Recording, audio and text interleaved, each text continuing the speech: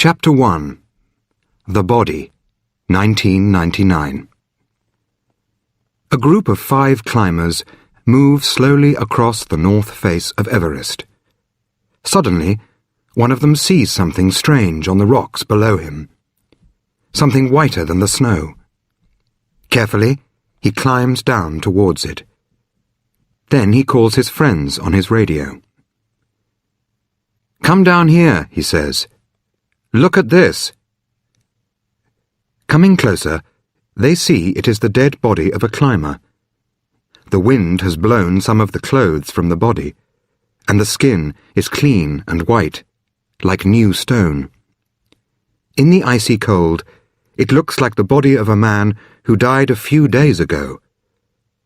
But the bits of clothes that are still on the body are old, brown and grey, nothing like the brightly coloured clothes that modern climbers wear. The body is lying face down. Above the head, the fingers of one hand are dug into the icy ground. One leg is broken in 2 places below the knee, and the other leg is lying over it. The body looks strong and healthy, they think, like the body of a runner or dancer. The climbers photograph the body carefully. Then, very gently, they touch the dead man's clothes, the hobnail boots, the trousers and shirt made of wool. How little he was wearing, they think, on this icy cold mountain. "I walk out on the street in Seattle with more clothing than he had on," one of them says. Yet here they are, at 8,155 meters on Mount Everest, the highest mountain in the world. Who is this man? He can only be one of 2 people, they think. But which one?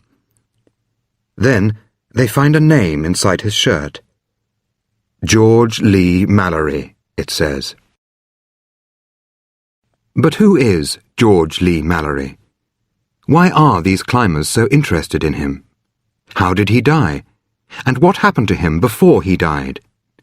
Where is his friend, Andrew Irvine? And the most important question of all, was this man, George Mallory, the first man to reach the summit of Everest? Chapter 2. Dangers.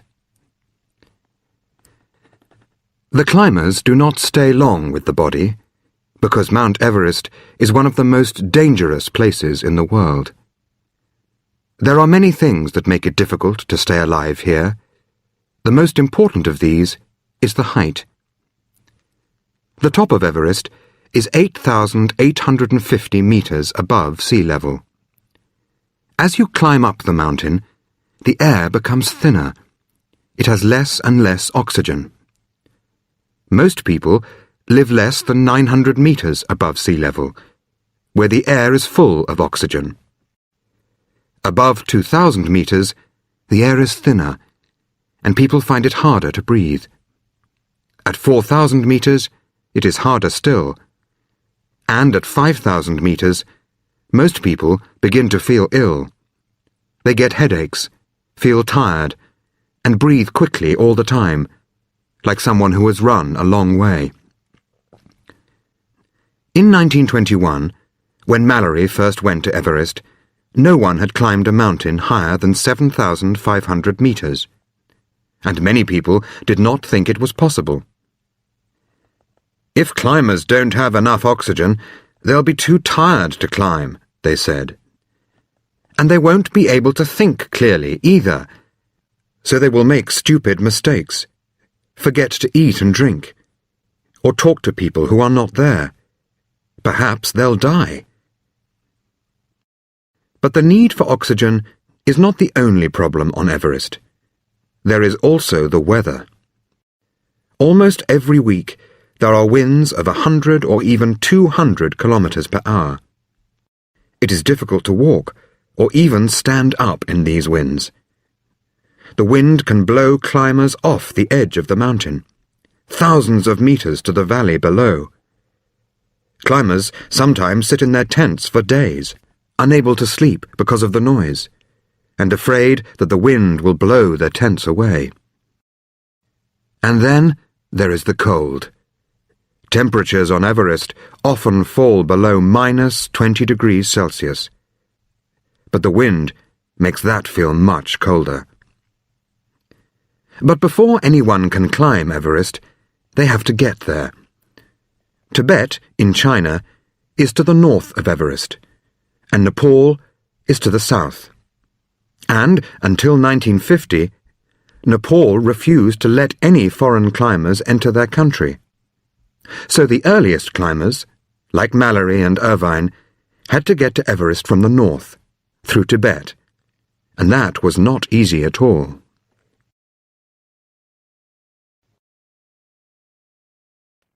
Chapter 3.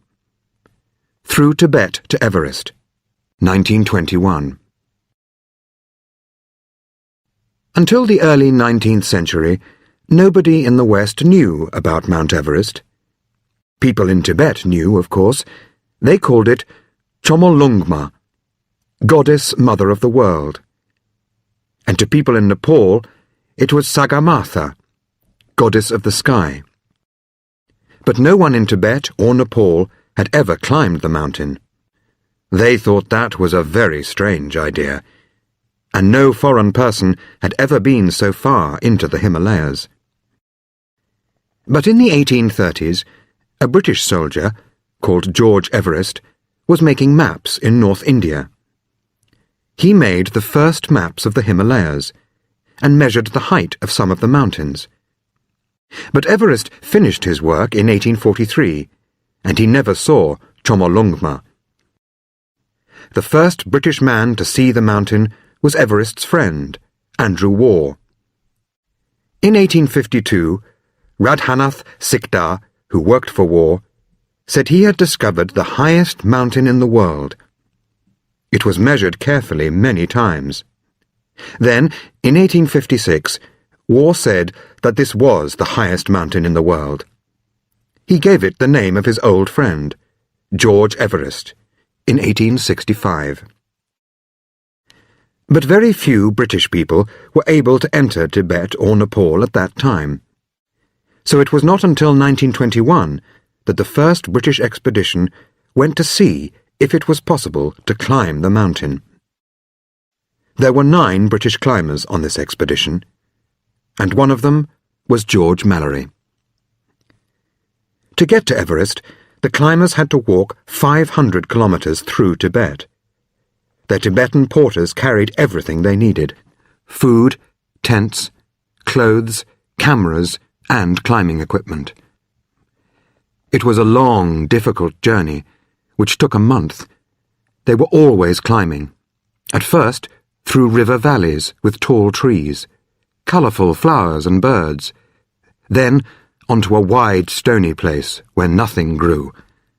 There was no sound except the wind, and all the time the air was becoming thinner.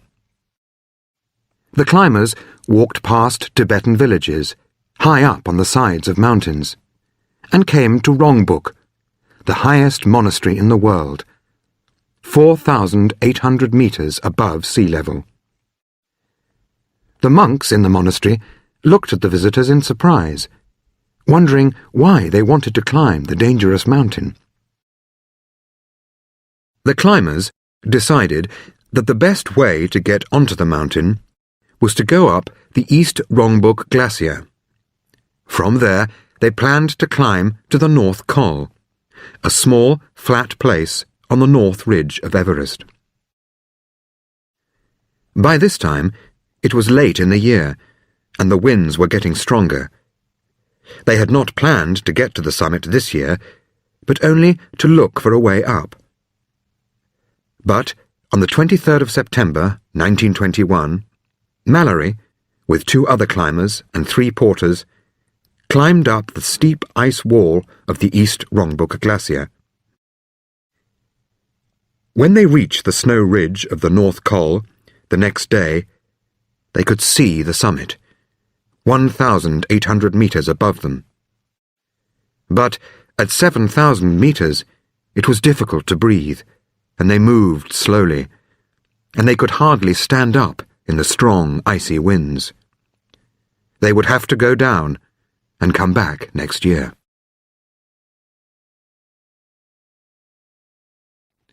Chapter 4. The First Attempt, 1922. In 1922, a larger expedition returned. They brought oxygen with them this time, but the equipment was very heavy, and it did not always work. Many of the climbers wanted to climb the mountain on their own, if possible without help. So climbing with oxygen was not popular with most of the climbers. 4 climbers set out on the first summit attempt: Mallory, Morshead, Norton, and Somervell. With 5 porters, they left Camp 4 on the North Col at 7 a.m. There was a terrible cold wind, and the climbers moved slowly, cutting steps in the snow for the porters behind them. They hoped to reach 8,230 meters that day. But at 7,620 meters, they were too cold and tired to go on. They found a place for Camp 5, and the porters left their loads here and went back down. The 4 men crawled into their 2 small tents to rest. But all night there was a high wind, and it was difficult to breathe or sleep. To get water to drink, they had to melt snow over a small cooker, which took a long time. Next morning, Morshead was ill, so Mallory, Norton, and Somervell set out at 8 a.m., leaving Morshead alone in the tent. They moved slowly, stopping after every few steps to rest and breathe. As they climbed, their hobnail boots slipped dangerously on the stones and rocks. In the thin air, they felt tired, more tired than any of them had ever felt before. At 2 p.m., they reached 8,227 meters. But they were still about 600 meters below the summit. So they turned back and helped Morshead down to Camp 3. On the way down, they met 3 more of their climbers coming up. They were the Australian, George Finch, a Gurkha called Tejbir Burra, and Geoffrey Bruce, a young man who had never climbed before. Unlike the first group, Finch and Bruce liked using oxygen. They made a new Camp 5, 150 meters higher than Mallory's. But then they were caught in a storm and had to stay in their tent for 2 nights. On the 3rd day, Finch and Bruce went on, using their oxygen, to 8,323 meters. But here, Bruce became exhausted and had to be helped down.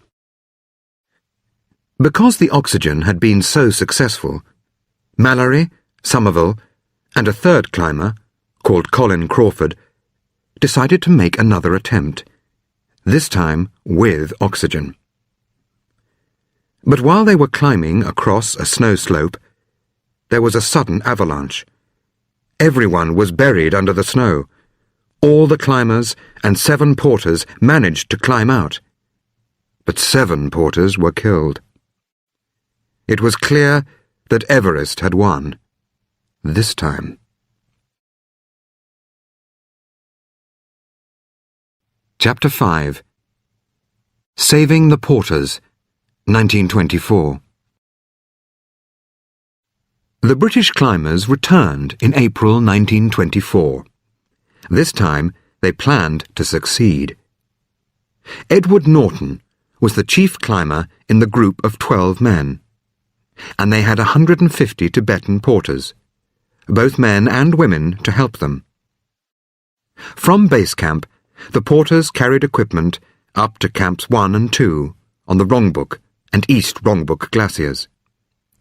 One woman carried her 2-year-old child on top of an 18-kilogram load from 5,300 meters to 6,000 meters. Then she carried her child back down and offered to go up again. The next part was harder. On a cold, stormy day, Mallory, Irvine, and 2 other climbers set out with 20 porters to carry equipment from base camp to Camp 3. But the weather was terrible. A strong wind blew down off the mountain, straight into their faces. The ice on the glacier was as clear and hard as glass.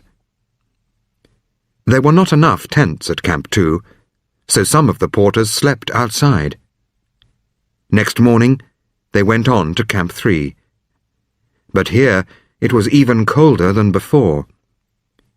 That night, the temperature fell to -29 degrees Celsius. The strong, icy wind blew into the tents all night, so everyone inside the tents was covered with snow. The storm blew for 2 more days. Many of the porters lay in their tents, not caring about life or death. At last, the storm ended, and they all went down to base camp to rest. 3 men were seriously ill. Another had bad frostbite on both feet. The porters were unhappy and afraid. "The mountain is angry," they said. "It will kill us."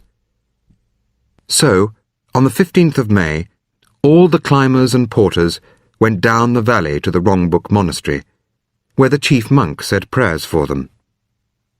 Next day, the wind had gone, and the sky was clear and blue. The climbers returned to Camp 3. Then they started to climb up the steep ice wall to the North Col, to make Camp 4. And, once again, things went wrong. The ice was covered with new snow after the storm. There were many crevasses, deep holes in the ice, which were difficult to see under the snow. This was the place where 7 porters had died in 1922. This time, 4 people set out: Mallory, Norton, Odell, and Lapkat Tsering. They climbed carefully, cutting steps in the snow.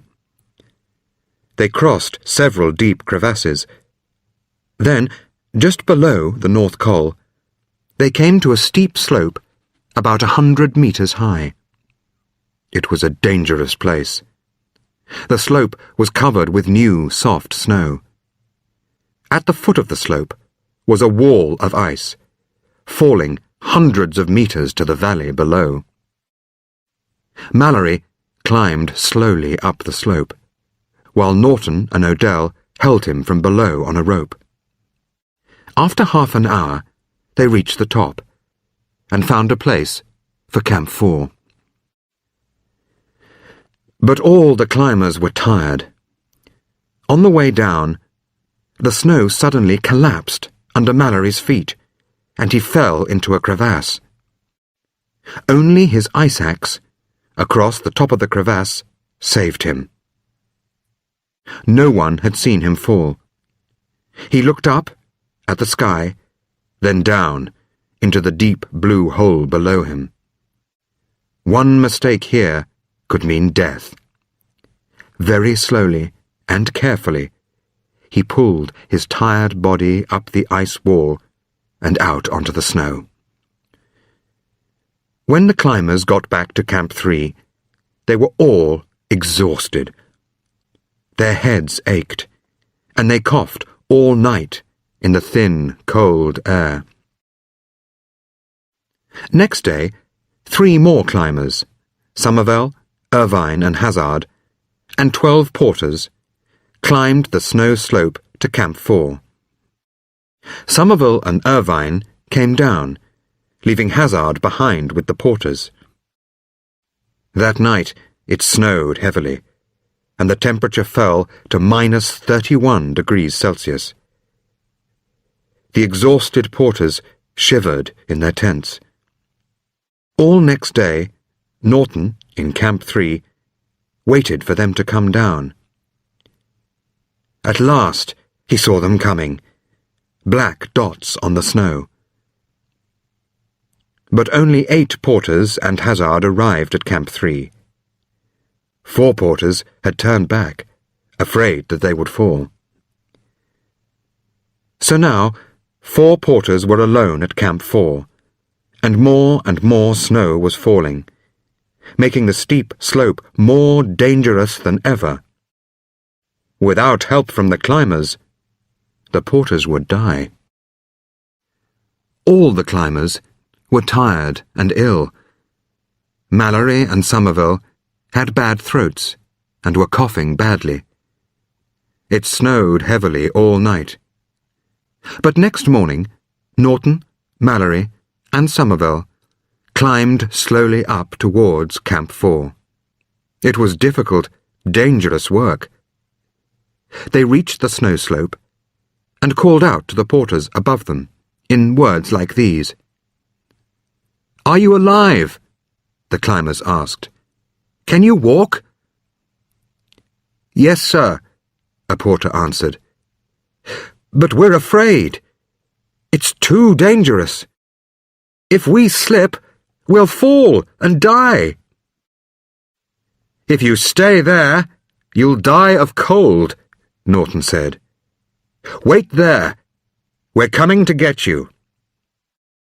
Very carefully, Somerville climbed across the steep slope towards the 4 porters. He had a rope round his waist. Mallory and Norton held the rope from below to keep Somerville safe. But when he was 5 meters away from the porters, Somerville reached the end of the rope. "What do I do now?" he thought. "We have no more rope, and it will soon be dark." "Come across," he called out to the porters. "It's not far. Carefully, one at a time." The first 2 porters reached Somerville safely. Then they climbed past him, holding the rope, towards Norton and Mallory. Somerville looked at the last 2 porters. "Come on," he said. "It's not difficult. One at a time." But the porters were afraid, and both started together. A second later, they slipped and fell. They slid past Somerville down the slope, towards the valley, thousands of meters below. But then, a few meters from the edge of the slope, they stopped. "Don't move," Somerville said. "Just wait for me." He drove his ice axe deep into the snow. He untied the rope from his waist and passed it round the head of the ice axe. Then, holding his end of the rope with one hand, Somerville climbed down until he could just reach the men with his other hand. He pulled up the first man, then the second. They climbed along the rope to Mallory and Norton. Somerville tied the rope round his waist again and climbed back after them. Even now they were not safe. It was nearly dark and a long way above Camp 3. One of the porters, Namgyar, could not use his hands because he had bad frostbite. But at last they reached Camp 3, where 2 more climbers, Noel and Adele, were waiting with warm food. All the climbers were exhausted. Mallory and Somerville could not stop coughing, and Norton's feet hurt badly. Helping the 4 porters had made them very, very tired, and they were nowhere near the summit of Everest. Slowly, they went down to Camp 1. They needed time to rest and to decide what to do next.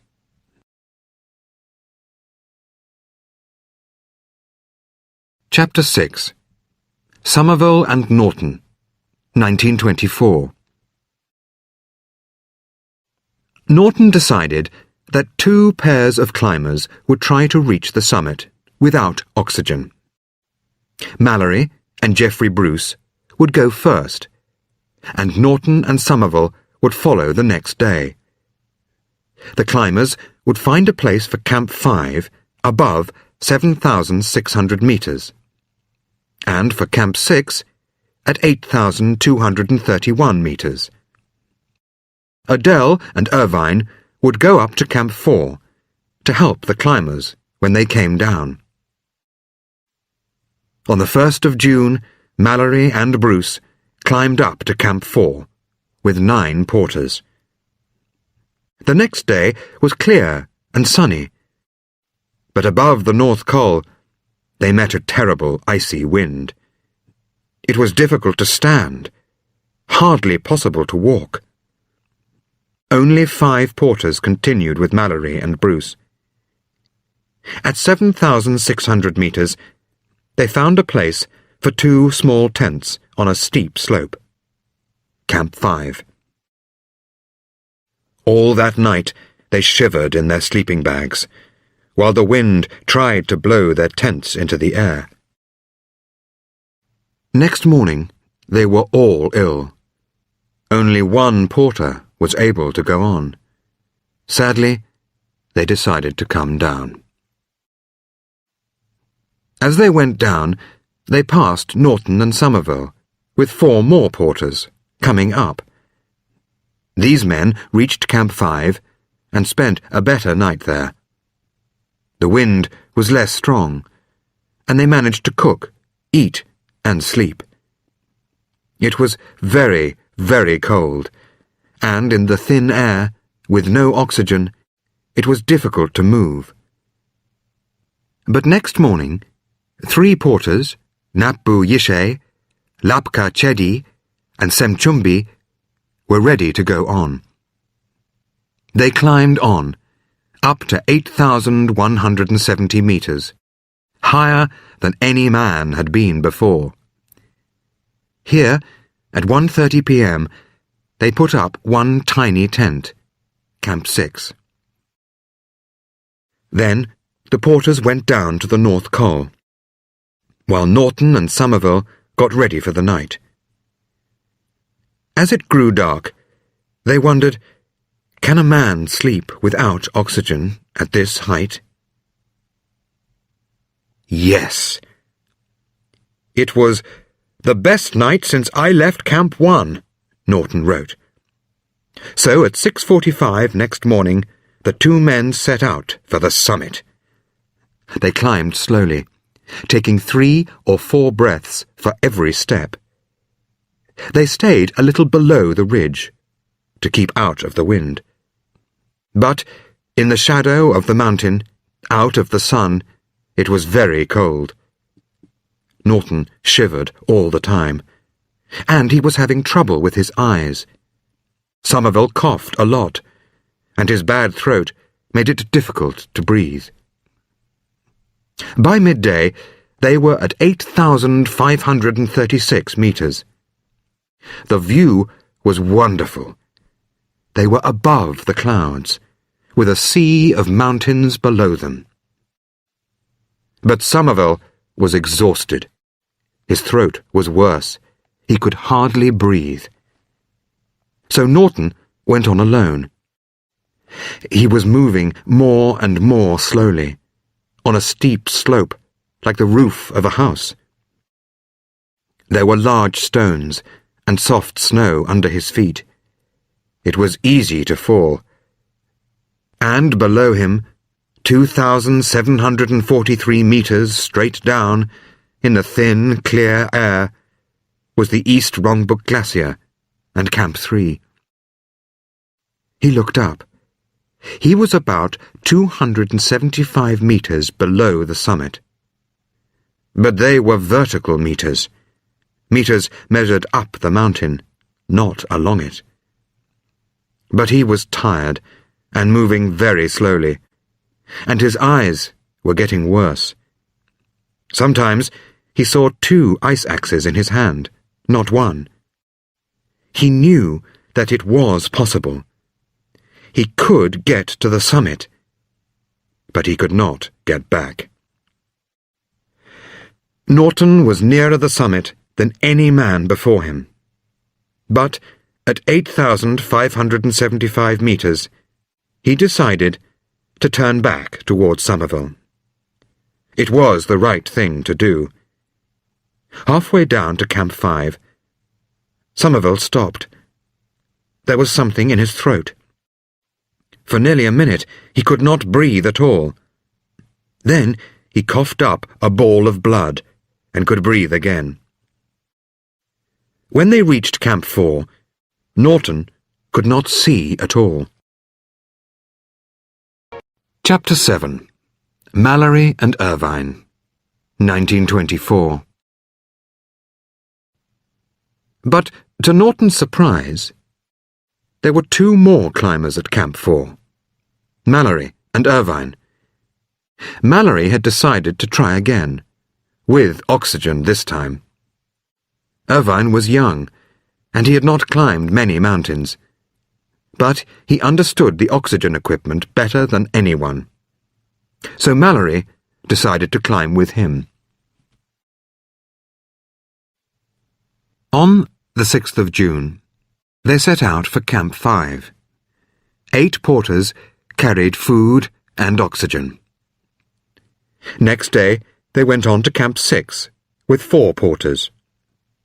There, Mallory sent them back down with a note to Noel, who was filming the expedition.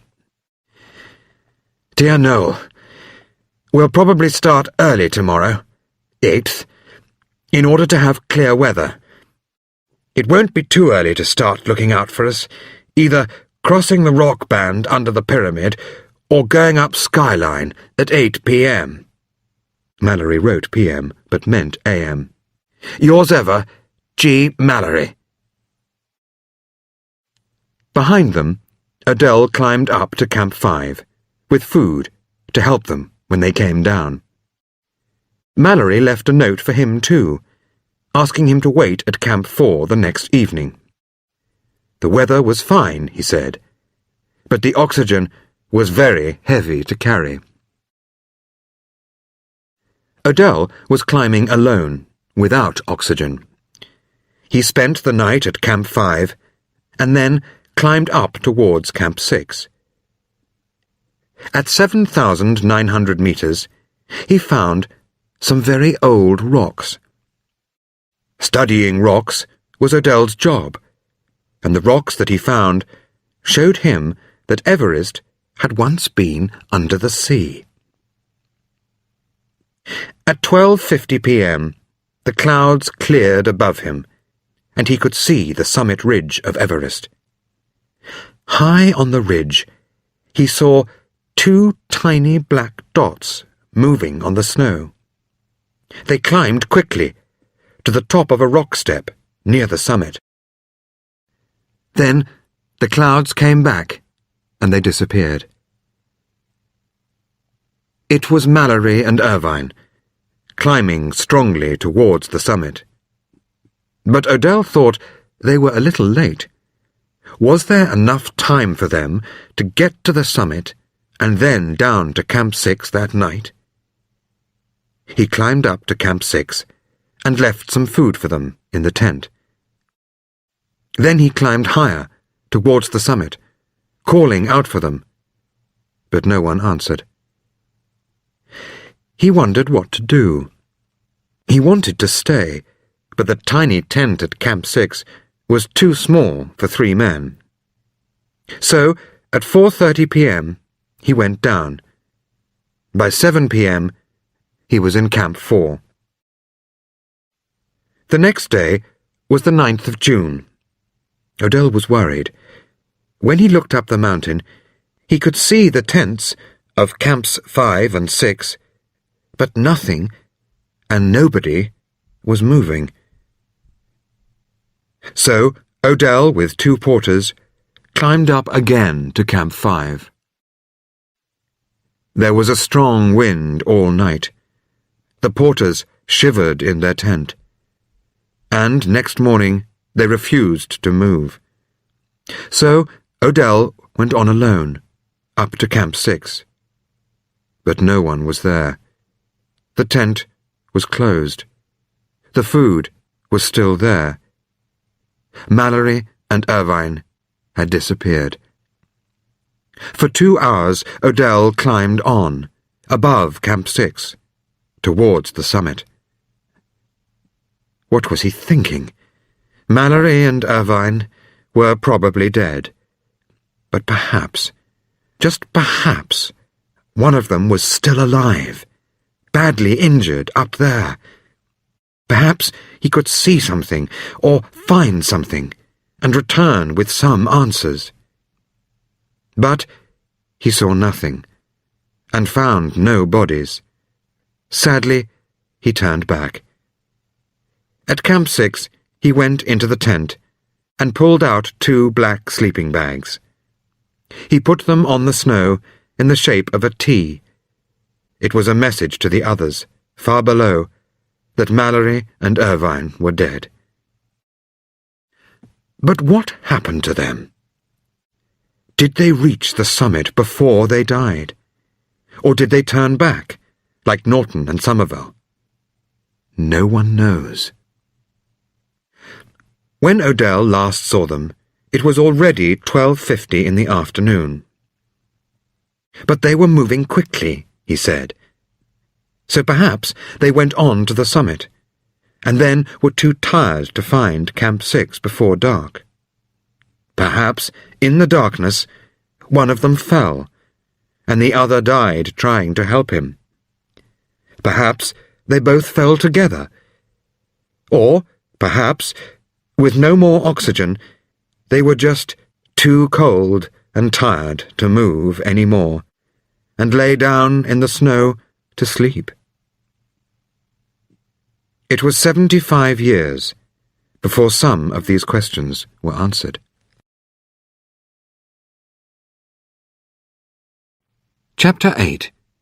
To the South Col, 1953. After 1950, Western climbers could no longer enter Tibet, but they could enter Nepal. In 1951, a British expedition went to the southern side of Everest for the first time.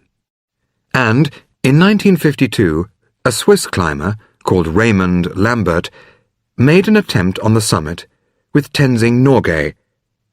Tenzing was one of the Sherpa people of Nepal, who are excellent climbers and know the mountains well. Together, Lambert and Tenzing almost reached the summit. But their oxygen equipment was not working well, and at the highest camp they had no sleeping bags.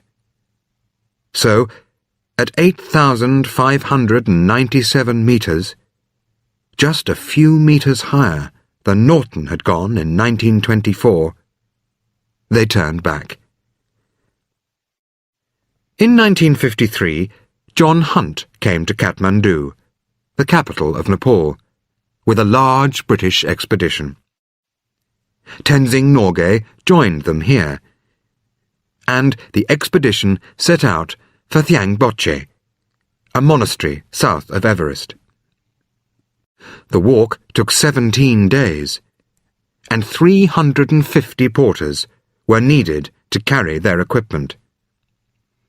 In Thangboche, they were joined by 2 New Zealand climbers, Edmund Hillary and George Lowe.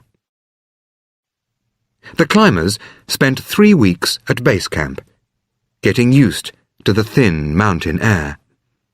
They climbed smaller mountains of about 6,000 meters, learning to use the oxygen equipment. John Hunt thought that Tenzing Norgay was stronger than anyone. Their first problem was to find a way up the Khumbu icefall onto the Khumbu Glacier. The Khumbu Glacier is a slow-moving river of ice, and the Khumbu icefall is a large wall of broken ice. This icefall is over 300 meters high. 6 times higher than Niagara Falls, and the ice in it moves very slowly all the time. There are pieces of ice as big as houses, which could fall on the climbers' heads at any moment. There are avalanches of ice that could kill a man in a second. Terrible crevasses go hundreds of meters down into the blue-green darkness under the climbers' feet. Sometimes the climbers heard ice moving far below them. The climbers and Sherpas carried loads of over 18 kilograms up this difficult route. They made Camp 2 halfway up the icefall at 5,915 meters, and Camp 3 at the top of the icefall at 6,158 meters. Then they climbed up the glacier to Camp 4 at 6,462 meters, and Camp 5 at 6,705 meters. The next big problem was to climb the Lhotse face to the South Col. High above Camp 5 is the mountain of Lhotse, 8,500 meters. To the left of Lhotse is the South Col of Everest. The first 600 meters of the Lhotse face is a steep slope of ice, the Lhotse Glacier. This ice is very difficult to climb, with many ice walls and deep crevasses. For 11 long days, the New Zealander George Low and the Sherpa Anulu fought their way up this wall of ice. All the way, they cut steps in the ice and fixed ropes for the others to follow them. They made Camp 6 at 7,010 meters, and Camp 7 at 7,315 meters.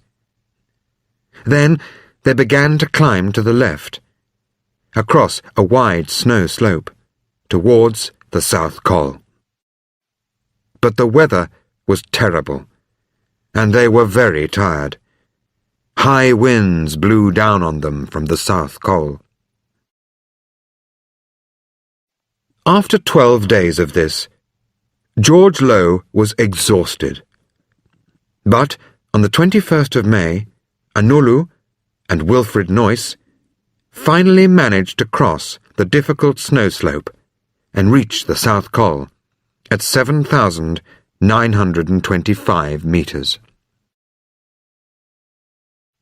Next day, Hillary, Tenzing, and 17 Sherpas followed them up to the South Col. The Sherpas had only a cup of tea for breakfast at Camp 7, after a long, cold night. They were carrying loads of 22 kilograms, with no oxygen. At the South Col, they made Camp 8. Then, the same day, they went down again to Camp 4. They had climbed for 10 hours, with no food or drink all day. But Camp 8 on the South Col was ready at last. Now, the attempt on the summit could begin.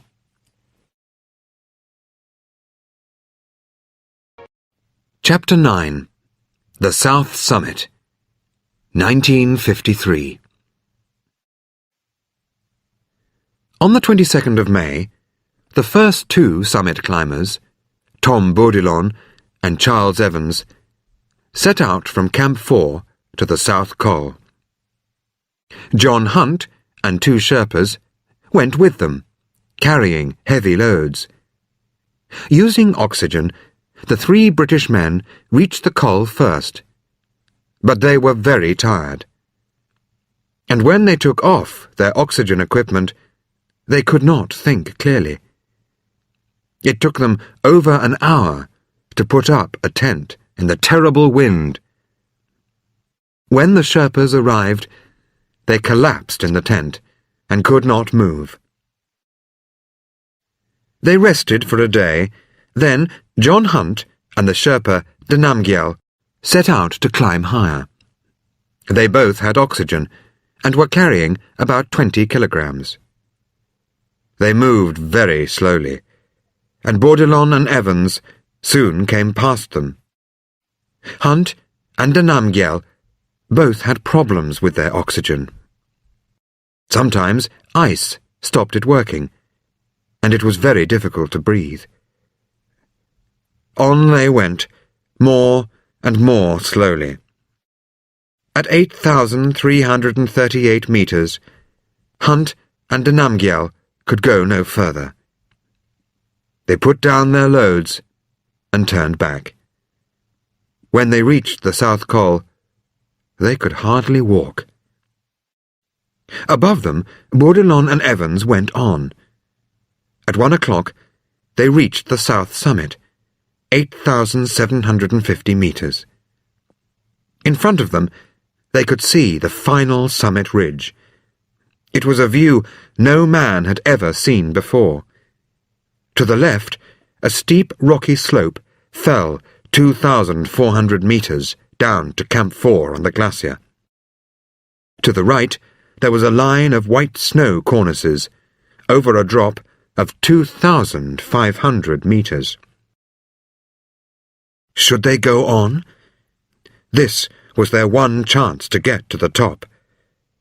But was it safe, or would they die? Like Mallory and Irvine before them. They stood and looked and thought.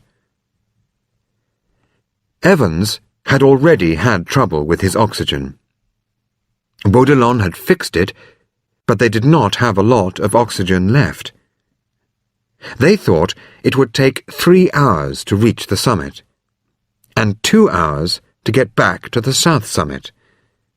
By then it would be 6 o'clock, and they would have to climb down another 900 meters without oxygen to Camp 8. It was too far. So, sadly, they turned back. But it was the right thing to do.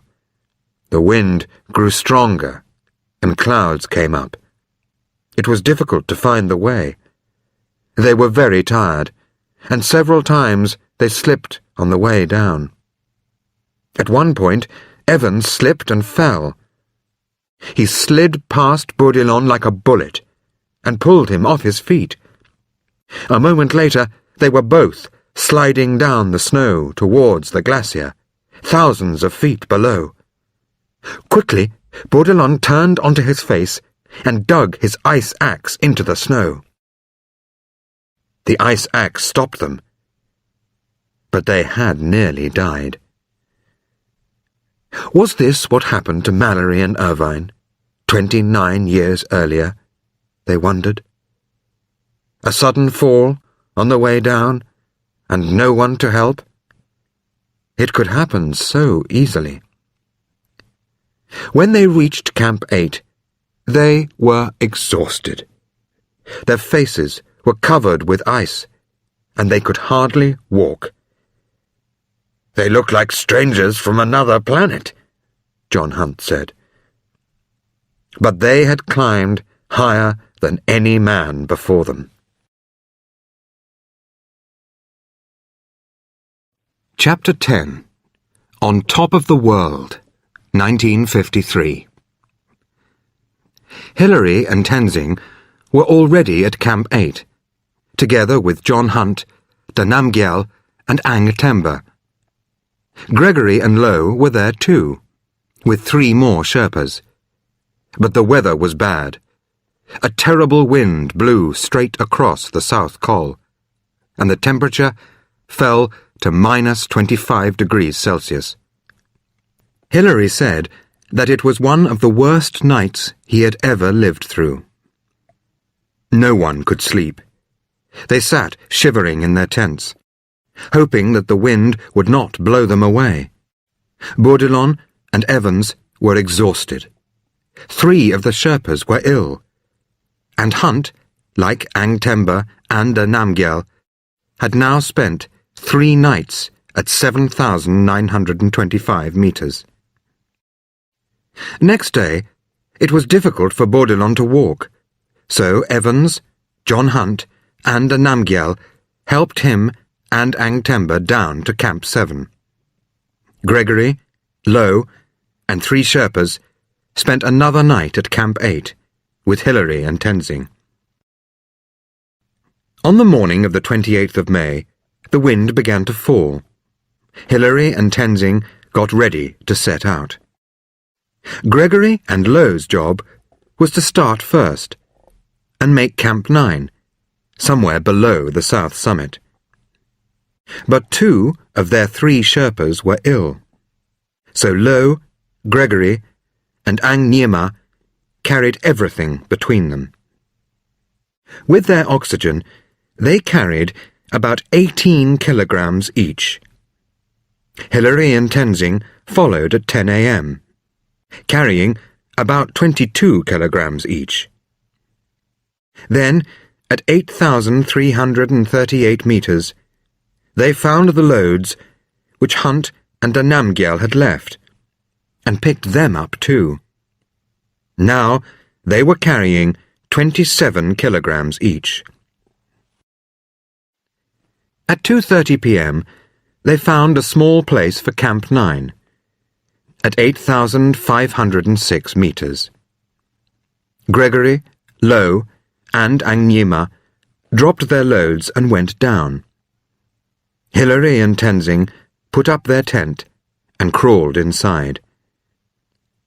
The wind was very strong, and they were afraid the tent would blow away. That night, the temperature fell to -27 degrees Celsius. But by 4 a.m., the wind had stopped and the sky cleared.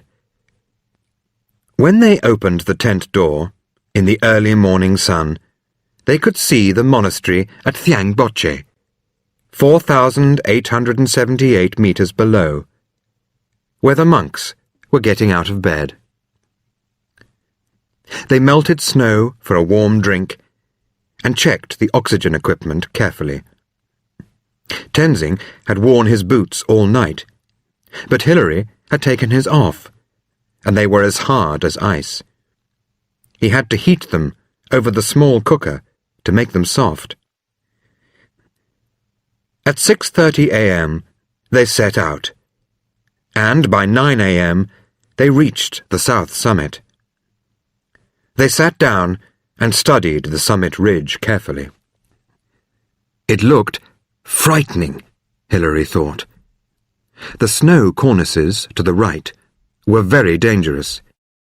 They were like fingers of soft snow, 2,500 meters above the valley below. And the rocks on the left looked very difficult too. But the snow just above the rocks looked better. Perhaps it was possible to climb there. As soon as they stepped onto the snow, they were happy. It was good, hard snow, so cutting steps in it was easy. But it was still very dangerous.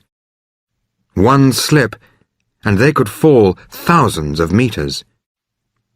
Hillary went first, cutting steps in the snow. Behind him, Tenzing put the rope around his ice axe and dug it into the snow to keep them safe. Then Hillary stopped, and Tenzing went first, cutting steps. First one man, then the other. Several times their oxygen stopped working, and they found it hard to breathe. But each time they fixed it and went on. As the sun rose, they felt warmer. To my surprise, I was enjoying the climb, Hillary said later. The weather was still fine, and they could see the tents of Camp 4, 2,439 meters below. But halfway up the ridge, they met a problem. They reached a rock wall, 17 meters high. It looked difficult and dangerous to climb. On the left, it was clean rock.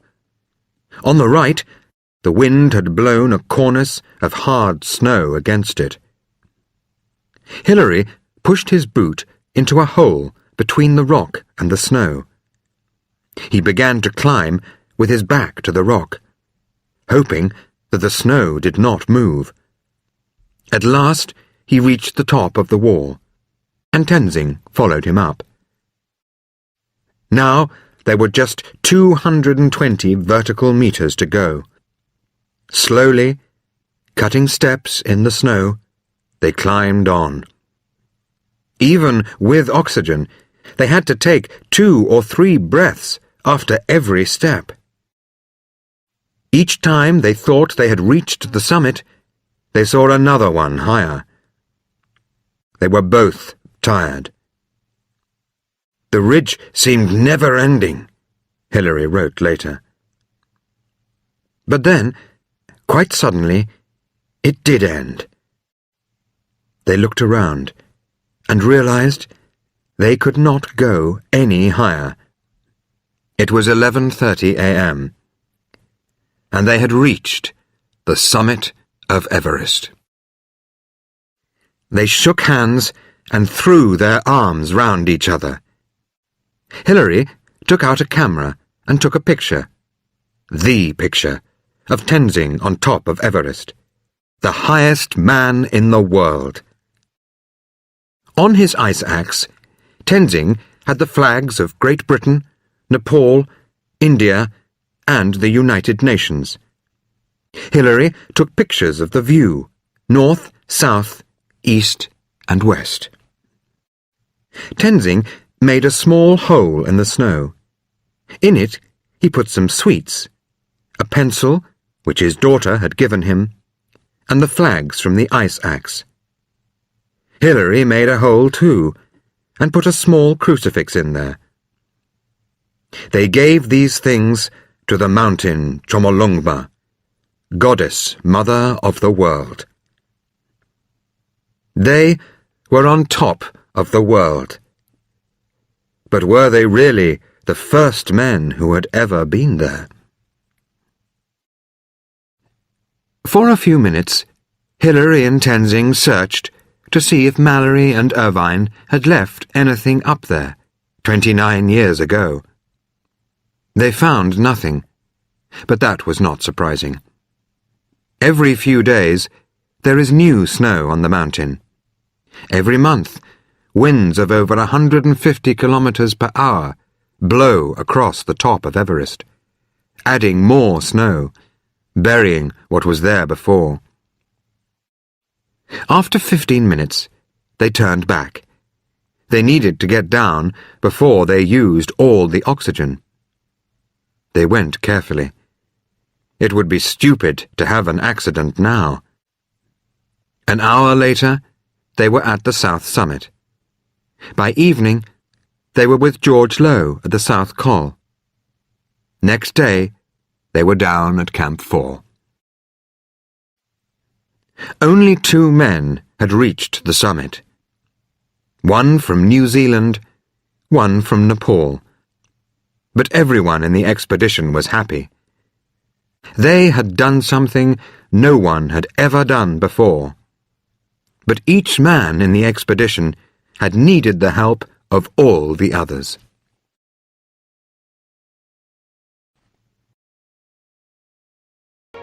Chapter 11. One Man Alone, 1980. Since 1953, many hundreds of men and women have climbed Everest, most of them in large expeditions. Some groups have been very large indeed.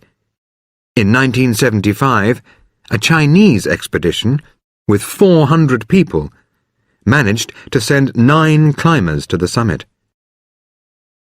They left a small metal tripod there, fixed to the rock. In 1985, a Norwegian expedition sent 17 people to the top.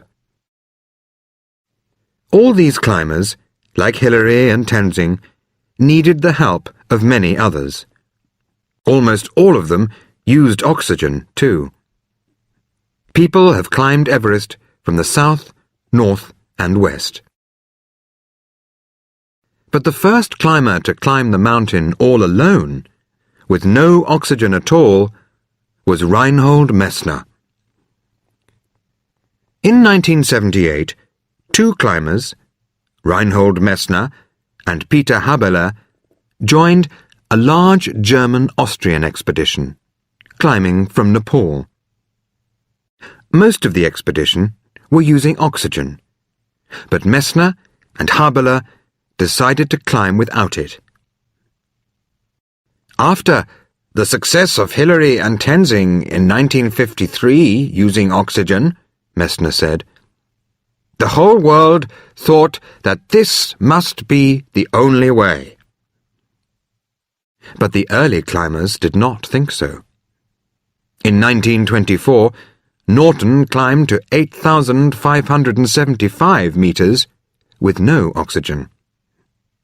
So, Messner thought, perhaps it is possible to climb 273 meters more. He tried twice. The first time, he reached the South Col with two Sherpas. But they were caught in a terrible storm. Their tent nearly collapsed in the wind, and they spent 2 nights without eating or drinking before they came down. But a few days later, Messner tried again, with Peter Habeler, and in 10 hours they climbed from the South Col to the summit, with no oxygen at all. But back at the South Col, they were very ill. Habeler had a terrible headache. Messner had taken off his goggles to make a film, and the bright snow had hurt his eyes. Just like Norton in 1924, he lay in his tent all night, unable to see anything. The two men needed help to climb down from the South Col next day. 2 years later, in 1980, Messner began a new attempt. This time, he went through Tibet, like Norton and Mallory in 1924. But Messner did not take a lot of heavy equipment and hundreds of porters. He just went with his girlfriend, Nina, and 2 Chinese people came with them to show them the way. They started at the same place as the British base camp in 1924. Then, with 3 yaks, they climbed to Camp 3, at 6,500 meters, on the East Rongbuk Glacier. Then the 2 Chinese went back to base camp, while Nina and Messner stayed at Camp 3 for 10 days, getting used to the height. On the 24th of July, Messner climbed to the North Col, at 7,000 meters. But he felt very tired, and there was too much soft snow.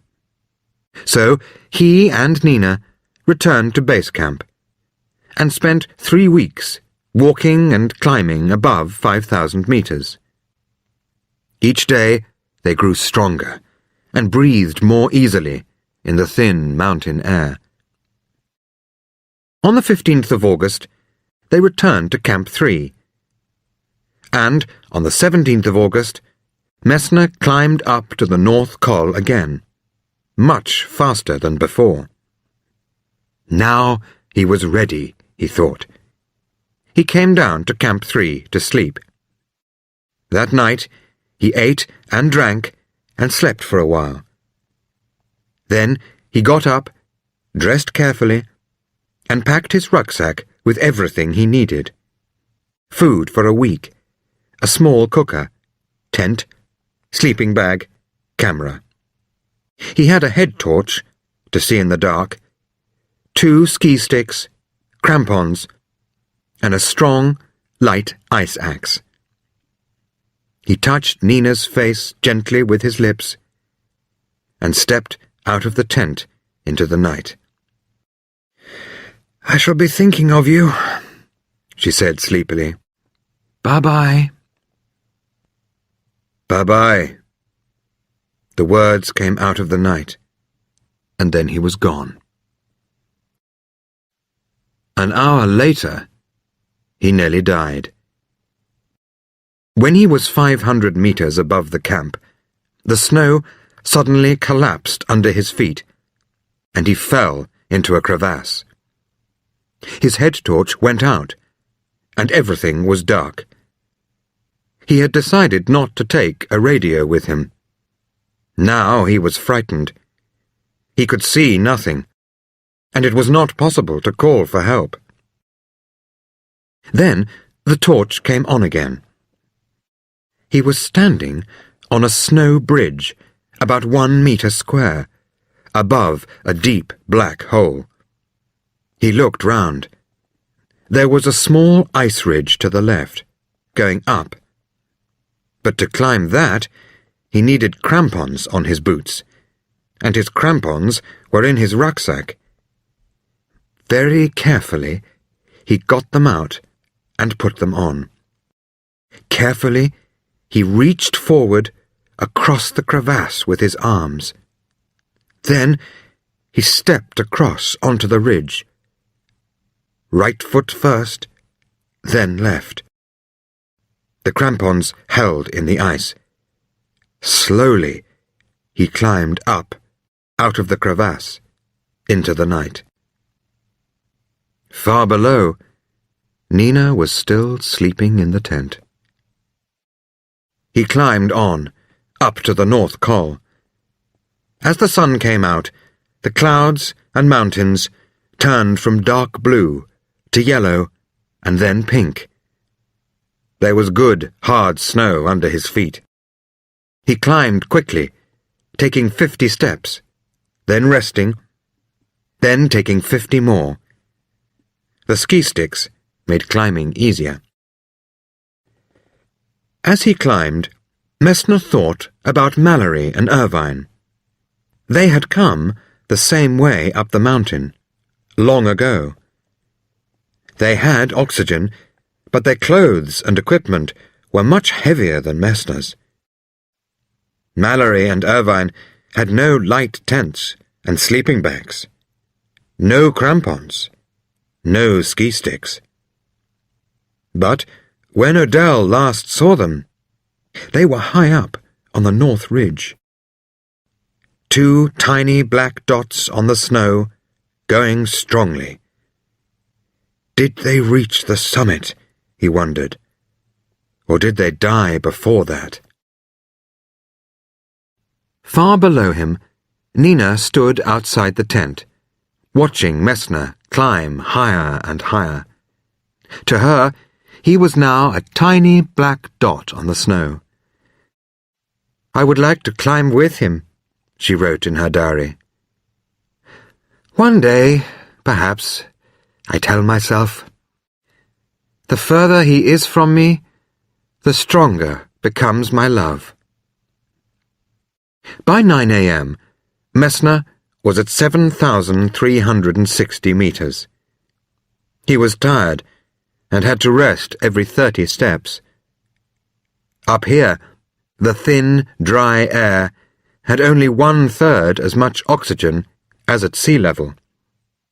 His throat hurt, and for long moments he could think of nothing but breathing. "Still a bit more. You can do it," he told himself. "What you climb today, you won't have to climb tomorrow." At last, at 7,800 meters, high up on the North Ridge, he decided to stop. The view from here was wonderful. Some of the highest mountains in the Himalayas were below him. And 1,300 meters below, he could see the tiny red dot of Nina's tent. He took a long, long time to put up his tent. Again and again, the wind almost blew it away. He held it down with his ski sticks and ice axe. Then he pushed his rucksack inside and crawled in after it. But he could not rest. To get water, he had to melt snow with his small stove. His throat hurt, but he had to make himself drink. He was not hungry, but he had to cook and make himself eat. And that night, a storm came up. The temperature fell to -20 degrees Celsius. Winds of over 80 kilometers per hour tried to blow the tent off the mountain. Next morning, the wind had fallen, but Messner felt terribly tired. For an hour he lay in his tent, half asleep, unable to move. Every small thing, making a drink, eating, putting on his boots, was hard work. He had to argue with himself. "You must go on," he told himself. Then, a minute later, "Why don't I go down?" But he knew the answer to that. "I wanted to make the climb. I still want to." He took the tent down and packed his rucksack. The sky was blue. The sun was shining. But as he set out, the clouds and wind came back. His legs were tired, and his 18-kilogram rucksack seemed heavier than before. Every 15 steps now, he stopped to rest. There was too much new snow on the ridge, so he moved down onto the rocky north face, the same way that Norton had gone, also without oxygen. The rocks sloped steeply like the roof on a church. It was very quiet. But Messner began to hear voices. "Is that somebody talking nearby?" he wondered. "Is somebody there? I believe I hear voices. Perhaps it is Mallory and Irvine." By 3 o'clock in the afternoon, he was at 8,220 meters. He was too tired to go on any more. He could only take 10 steps now before resting. He found a flat piece of snow above a large rock and put up his tent there. He took a picture of the tent, then got inside his sleeping bag. Again, he had to melt snow to get water. And it was difficult to sleep. Even when he was resting in the tent, his heart was beating 100 times a minute. Next morning, he could see little. He was in the clouds. Should he go on, or wait? He wondered. No, he thought. He couldn't wait. It's now or never. Either or. I must either go up or go down. There is no other choice. He decided to leave the tent and rucksack behind. He put the camera in his pocket, picked up his ice axe, and set out. It was harder to climb without the ski sticks. He was afraid that he would fall. So he often climbed on hands and knees. As he climbed up to the ridge, it became steeper. Often he dug his ice axe into the snow above his head and lay on his face resting. For 3 hours he crawled slowly along the ridge. His dry throat felt like wood. Where is the summit? He wondered.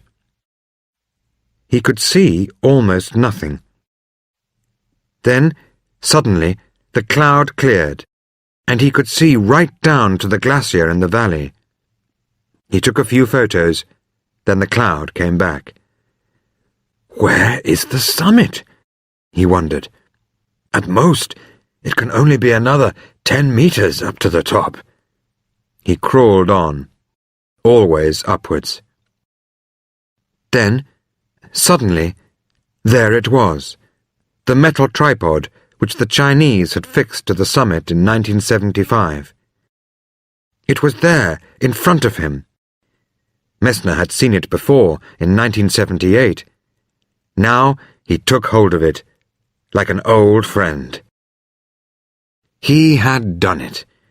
He was on top of the world, with nothing above him but sky. He sat down, like a stone. All he wanted to do was rest. But it was after 3 o'clock. He could not stay here in the dark. Slowly, he got up. He took a few photos. Then, at 4 o'clock, he turned to go. I must get back down, he thought. Half an hour too late means the end of me. On the way down, he started coughing badly. When he reached the tent, he lay in his sleeping bag like a dead man, but he could not sleep.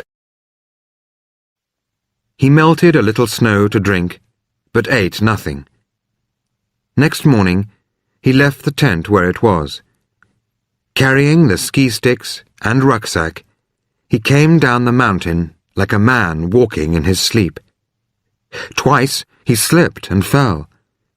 Each time he turned on his face and dug his ice axe into the snow. Then, suddenly, on the glacier, he saw Nina standing in front of him. Resting on his ski sticks, he looked at her. Was she really there? Yes, she was. "Reinhold, how are you?" she said. She ran towards him. Messner fell to his knees. He was crying. Nina held him in her arms. "Everything's okay, Reinhold," she said. "You are all right. The camp is over there." "Where are all my friends?" he asked. "I'm your friend. I'm here, Reinhold. Don't worry. We're going to our camp now." "Yes. Where is the camp, actually?" he asked. "Over there." She took his rucksack and led him to the camp. Here she gave him food and drink and let him sleep. All next day he lay in his sleeping bag without moving, while Nina watched over him. Reinhold Messner had climbed the highest mountain in the world, all alone, with no oxygen. But the mountain had beaten him too. They both won this fight, the mountain and the man.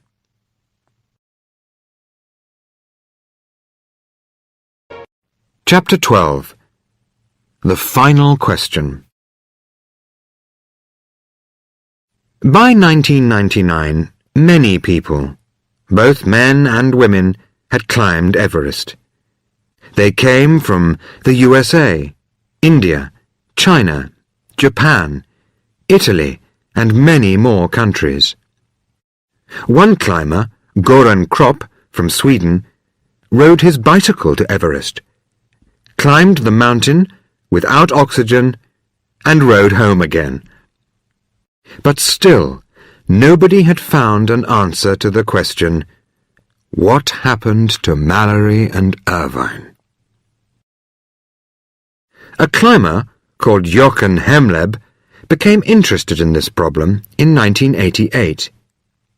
He studied the problem for years, and his bedroom was full of books and photos of Everest. But with every new piece of information, there were new questions. In 1924, Odell was at 7,926 meters, climbing up behind Mallory and Irvine towards Camp 6. At 12:50 p.m., the clouds cleared, and Odell could see the summit ridge of Everest above him. High up on the ridge, he saw two tiny black dots moving on the snow. They were moving quickly. He saw them climb a rock step on the ridge. Then the clouds came back and they disappeared. There are 3 rock steps on the northeast ridge. The first step, the second step, and the third step. The second step is much harder to climb than the first and third steps. It is a steep rock wall, like the front of a ship. But it is only about 250 vertical meters from the summit. And the third step is even closer. So the first question is, which of the 3 steps were Mallory and Irvine climbing when Adele last saw them? In 1924, Odell said it was the rock step at a very short distance from the base of the final pyramid, and both of them climbed quickly to the top of it. It is difficult to climb the second step, but much easier to climb the third step, and the first step is quite a long distance from the summit. So, at 12:50 p.m., Mallory and Irvine were probably at either the second step or the third step, only a very short distance from the summit. If that is right, did they stop there? Probably not. All the difficult parts of the climb were behind them. They had oxygen, and Adele said they were moving quickly. So did they reach the summit before they died? Many people think it is quite possible, but others think Adele made a mistake. He only saw them for a moment, they say. He probably saw them climb the first step, much further from the summit. Reinhold Messner agrees. Mallory did not climb the second step, he says. Odell saw them on the first step. So who is right? And how can we know?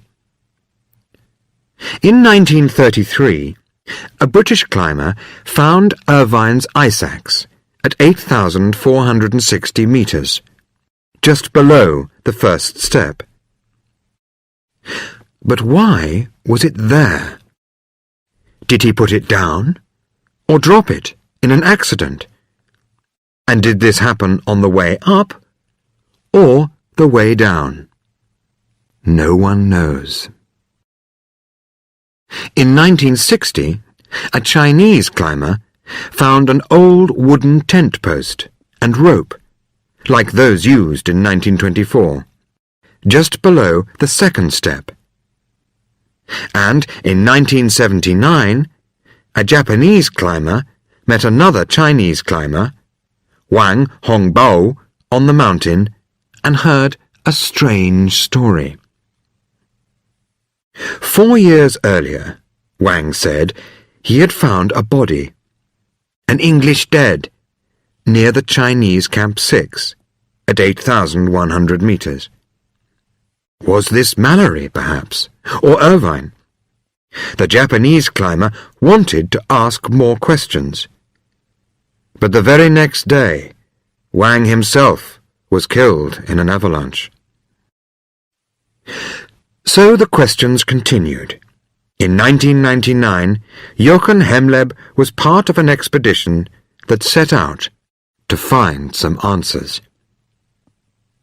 From Tibet, they climbed slowly up the East Rongbuk Glacier to Camp 5, just under the northeast ridge. At 7,900 meters, one climber, Andy Politz, reached the place where Adele had last seen Mallory and Irvine far above him. Where had they actually been when he saw them? Politz looked up. He could clearly see each of the first, second, and third steps. "You are really close to them at that point," he said. "And there was only one place that was a very short distance from the base of the final pyramid. And that was the third step, the one nearest the summit." He took a lot of photographs and video film to make this clear. The 5 climbers reached Camp 6 near the place where Wang Hongbao had seen the English dead. On the 1st of May, 1999, they set out to find the body again. They climbed across a steep snow slope, some going up, others down. It was a dangerous, frightening place. A strong wind made it easy to fall. After half an hour, they had found the bodies of not 1, but 6 dead climbers. All the dead bodies had broken arms or legs, and the climbers knew that at any moment they could fall and die too, like the men before them. But the dead bodies wore modern clothes, in bright red or orange colours, very different from the clothes that climbers wore in 1924. Then Conrad Anker saw something white on the rocks below him. He climbed down carefully towards it. Then he called the others on his radio. "Come down here," he said. "Look at this." As soon as they saw it, they knew this body was different. This was no modern climber. This man had been here for 75 years. Some of his clothes were gone, blown away by the wind, and his skin was white. There was no oxygen equipment. The rope around his waist had cut into the skin and was broken at one end, where he had fallen. One leg was broken in 2 places. His head and arms were cut. They stood and looked at the body quietly for a while. They took photographs. Then, very gently, they began to look in the pockets of the man's clothes. One thing they hoped to find was a camera. In 1924, when Mallory and Irvine set out for the summit, Somerville gave Mallory a small camera to take with him. Did Mallory take photos at the summit or not? The camera could give the answer. In Mallory's pockets, they found some sweets, some letters from his brother and sister, a knife, a broken watch, his snow goggles, but no camera. They looked carefully all around, but the camera was not there. It was too cold and dangerous to stay there long, but they did not want to leave the body as it was. For all of them, Mallory was a great man, one of the first and bravest of all the men who tried to climb Everest. So, before they left, they decided to bury his body. They covered the body with big stones. Then they said prayers over the body. They had found one body, but they were still looking for answers. It was clear, though, that Mallory had stopped using oxygen. There was no oxygen equipment on his body, so he probably threw it away when he had used all the oxygen. That means Mallory and Irvine did not turn back early, like Bourdelon and Evans in 1953, when they still had enough oxygen to get back to Camp 6. Probably they went on, trying to reach the summit, even when they knew it was dangerous. Mallory's snow goggles were in his pocket, so perhaps he was coming down after dark.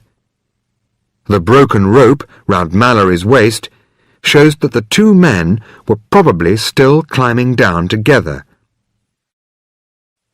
The moon went down early that night, at 11:25 p.m.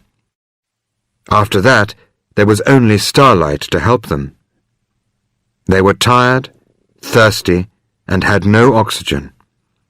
But they were only 400 meters from the tiny tent at Camp 6, where Adele had left food. They were almost safe. And then something happened.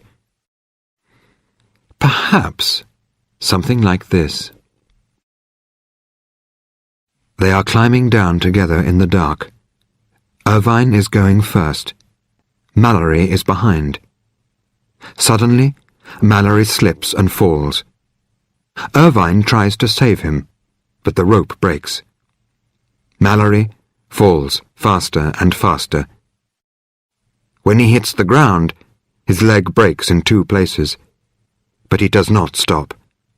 He is sliding down the steep slope, towards the Rongbuk Glacier, thousands of feet below.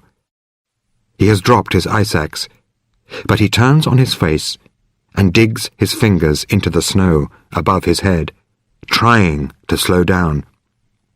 He stops, but he has hit his head on a rock. He lies there, unable to move, dying alone in the dark. Somewhere far above him, Irvine is injured too.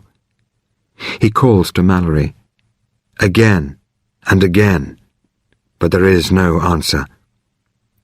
Slowly, he tries to crawl towards Camp 6, but he cannot find it. Alone and lost in the dark and icy cold at 8,200 meters, Irvine dies too.